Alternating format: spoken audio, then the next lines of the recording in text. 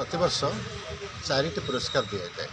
गोटे हूँ मुख्य पुरस्कार जहाँ को साहित्य एकाडेमी पुरस्कार कहते, गोटे पिलांग लिखुवा साहित्यिक मान बाल पुरस्कार दि जाए, गोटे हूँ युव पुरस्कार जोटे 35 वर्ष कम बयस युवक युवती मान पुरस्कार दि जाए, और गोटे अनुवाद पुरस्कार जोटा अन्य भाषार अनुवाद कर लेख लिखन दि जाए।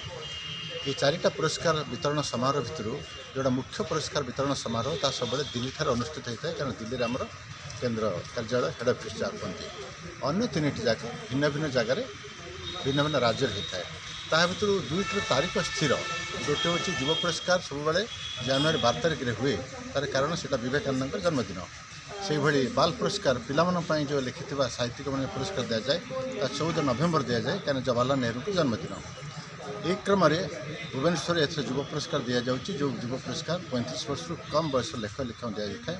आज के 12 वर्ष तले भुवनेश्वर यार प्रथम पुरस्कार उत्सव होता जयदेव भवन में, आज 12 वर्ष पर यार बड़ कथा हूँ बर्तमान जो भुवनेश्वर आम सजे राष्ट्रपति प्रधानमंत्री अति सुंदर भाव में से क्रम जो संस्कृति विभाग तरफ कथा आयोजित है, जो काश्मीर केरल पर्यंत सारा भारतर पिलाने आसी युवक युवती आसती, जो मैंने भितर भुवनेश्वर गोटे छाप दब, भुवनेश्वर को नहीं गोटे कविता लिखिपारती, किए गोटे गप लिखिपारे, कि उपन्यास लिखा जापे, या जरिए ओडिशा प्रचार हो।